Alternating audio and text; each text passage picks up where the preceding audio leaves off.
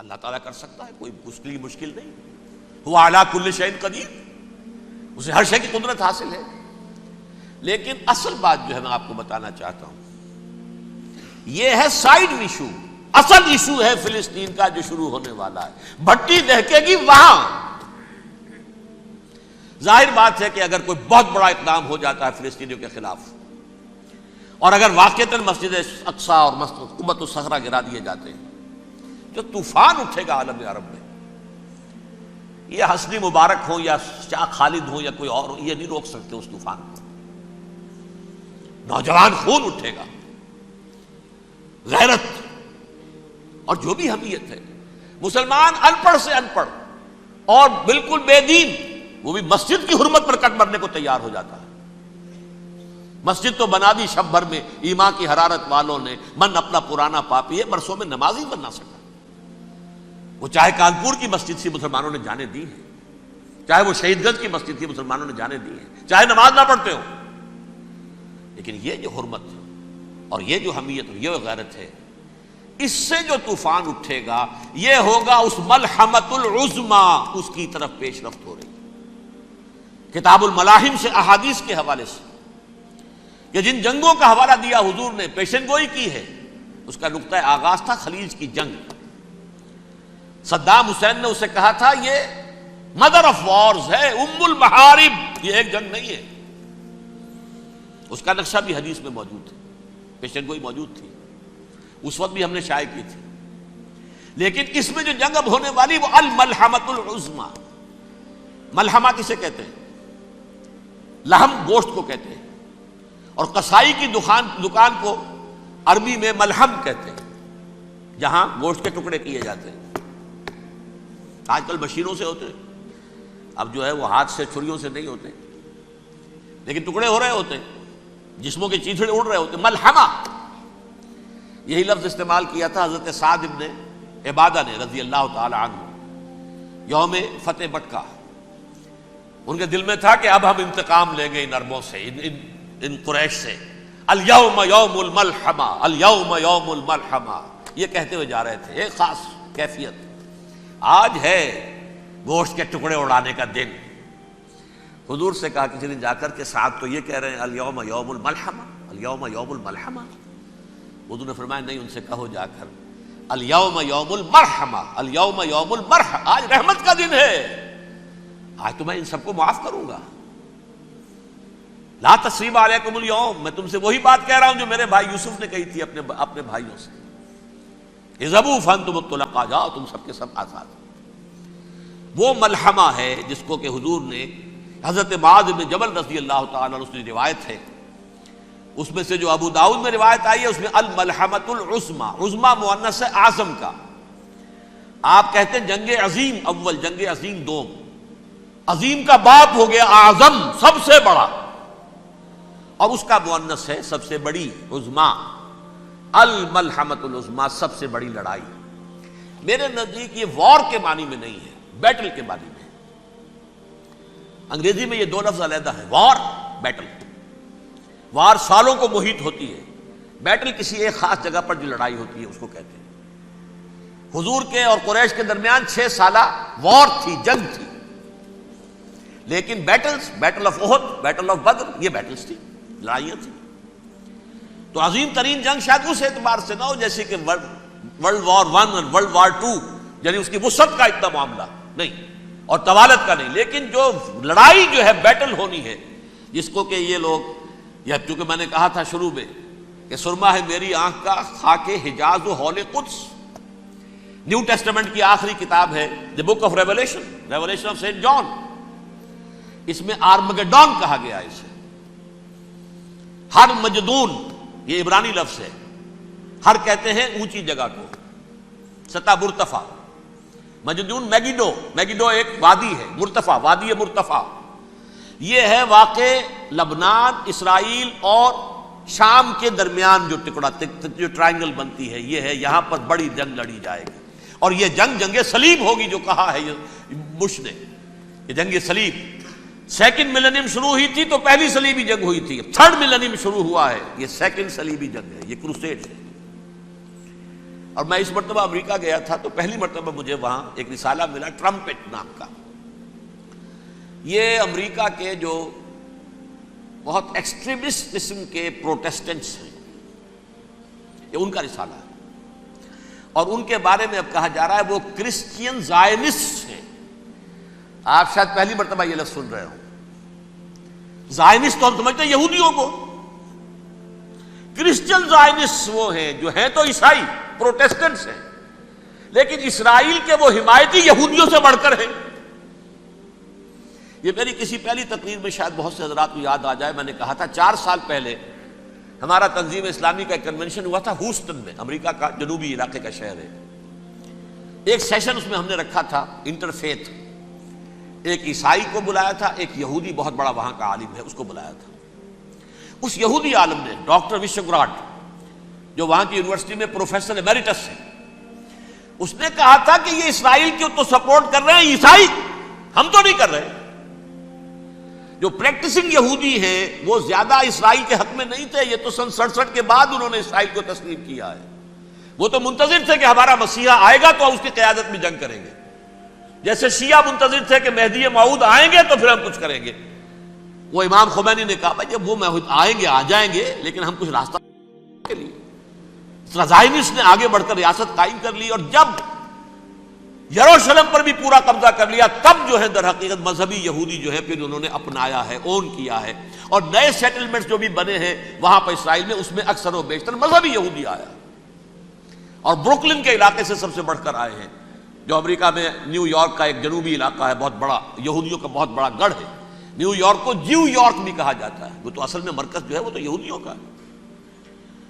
اس حوالے سے وہاں پر جو کرسچن زائنسٹ کہلاتے ہیں وہ اسرائیل کے یہودیوں سے بھی بڑھ کر کہیں سپورٹر ہیں. بہرحال اس دوسری صلیبی جنگ کا معاملہ جو میں کہہ رہا تھا، ٹرمپٹ نامی رسالہ، اس کا ایک مضمون ہے دی لاسٹ کروسیڈ. اب یہ آخری کروسیڈ ہے جو شروع ہونے والا ہے. میں تو حیران ہوں کس قدر کھل کے وہ باتیں کرتے ہیں. رومن کیتھولکس کو وہ کہتے ہیں کہ یہ شیطان ہے، یہ پوپ شیطان ہے، یہ یورپ کو اس نے جمع کیا ہے کرسچینٹی کی بنیاد پر، اور اس میں زیادہ تر کیتھولکس ہیں. آپ کو معلوم ہے برطانیہ بڑی مشکل سے شامل ہوا ان کے ساتھ، اس لیے کہ وہ پروٹیسٹنٹس کا سردار تھا، ابھی پوری طرح نہیں ہے. یورپ جو ہے وہ رومن امپائر دوبارہ یہ کھڑی کر رہا ہے، اور در حقیقت یہ جو ہے یہودیوں سے بھی چھیننا چاہتے ہیں اسرائیل کو اور فلسطین کو، اور مسلمانوں سے بھی، اور یہ وہی کروسیڈ جو تھے اربن ثانی کے، اس کی تیاری کر رہے ہیں تاکہ وہاں پر عیسائی حکومت قائم ہو جائے، کیتھولکس کی، پوپ کی حکومت قائم ہو جائے، جیسے ایسٹ تیمور میں کر دی ہے. ایسٹ تیمور میں کون سی حکومت بنی ہے؟ Roman Catholic. رومن کیتھولک اسرائیل میں بنے تاکہ یہ سارے مقامات مقدسہ جہاں اسرائیل پیدا ہوئے، حضرت مسیح پیدا ہوئے، بیت لحم کہاں ہے؟ وہی ہے کہ نہیں؟ جہاں سے ریزریکشن ہوا ان کے خیال میں وہ کہاں ہے؟ وہیں پر ہے کہ نہیں؟ بڑے بڑے گرجے ان کے وہی ہیں. تو اس اعتبار سے ان کا کہنا یہ ہے یہ لاسٹ کروسیڈ کی تیاری ہو رہی ہے، یہ کیفور. اور ان کا کہنا یہ ہے کہ یہ پوری طاقت نیٹو کی جو ہے، یہ پہلے جرمنی سے لائی گئی بوسنیا، انہوں نے خود وہاں جنگ کروائی، انہوں نے خود وہاں پر ایتھنک کلینسنگ کروائی، پھر خود مصالحت کے لیے آ گئے، پھر کوسوو میں انہوں نے خود آگ بھڑکائی. یہ میں نہیں کہہ رہا، یہ وہ ٹرمپٹ رسالہ امریکہ سے چھپنے والا پروٹیسٹنٹس کا رسالہ ہے جو یہ کہہ رہا ہے. پھر انہوں نے کوسوو کے اندر کروایا، اور پھر وہ وہاں پر پیس فورس کی حیثیت سے آ گئے. اب وہ میسیڈونیا میں کروا رہے ہیں اور وہاں داخل ہو گئے ہیں. اگلا قدم ان کا سائپرس ہوگا، سائپرس میں ترکوں کو اور وہ گریکس کو لڑائیں گے اور وہاں آ جائیں گے، وہاں سے ایک چھلانگ لگائیں گے اور یہ فلسطین میں پہنچیں گے، اور یہ وہاں پر ایک رومن امپائر، اپنی پرانی رومن امپائر کی طرح کی رومن کیتھولک ریاست قائم کرنا چاہتے ہیں. تو وہاں امریکہ کے عیسائیوں میں بھی کوئی ایک طبقہ نہیں ہے، کیتھولکس بھی ہے. کیتھولکس زیادہ نہیں ہے ہمدرد، لیکن اب تابع ہو چکے ہیں. اسحاق ریبین نے جب یہ پیس ٹاک شروع ہوئی تھی، آپ کو یاد ہوگا شاید کہ جب وہ آیا تھا واشنگٹن سے واپس فلسطین اسرائیل، تو پہلے روم میں رکا for an audience with the Pope, اور پوپ کو اس نے ایک مرتبان سا پیش کیا تھا، حضرت سلیمان علیہ السلام کے زمانے کا مرتبان، اور کہا تھا دیکھیے 3000 برس تک ہم نے اس کی حفاظت کی ہے، اب یہ میں آپ کے حوالے کر رہا ہوں. اس کے بعد سے پوپ جو ہے بالکل رام ہو گیا، اور وہ عیسائیوں کے ساتھ اور یہودیوں کے ساتھ ان کا پورا معاہدہ ہو۔ اب پورا عیسائی ورلڈ جو ہے بعثت مجموعی یہودیوں کے شکنجے میں ہے۔ البتہ ان کے اندر بھی جھگڑے ہیں، جو وہاں پر وائٹ کرسچن ملیشیاز ہیں وہ ایکسٹریمسٹ ہیں کیتھولکس، ان کے نزدیک دشمن نمبر 1 یہودی، دشمن نمبر 2 مسلمان، دشمن نمبر 3 جو یورپ میں کالے ہیں، ایفرو امریکن، چاہے وہ عیسائی ہو گئے ہوں، کوئی بھی ہو۔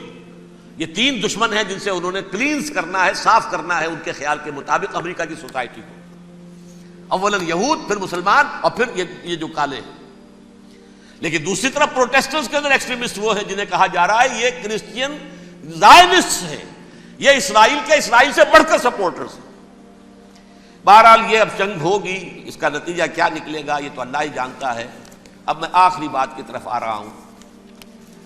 آخری نتیجہ تو جو بھی کچھ اپس اینڈ ڈاؤنز آئیں گے، تلک الایام نداولھا بین الناس، آخری نتیجہ ڈراپ سین وہ یہ ہوگا کہ اللہ کے دین کا بول بالا ہوگا، اور پوری دنیا پر محمد کے لائے ہوئے دین صلی اللہ علیہ وسلم کی حکومت قائم ہوگی۔ وہ گویا قیامت کی تمہید ہوگی، اس کے بعد بس قیامت آئے گی، کیونکہ مقصد کائنات، تخلیق کائنات پورا ہو جائے گا۔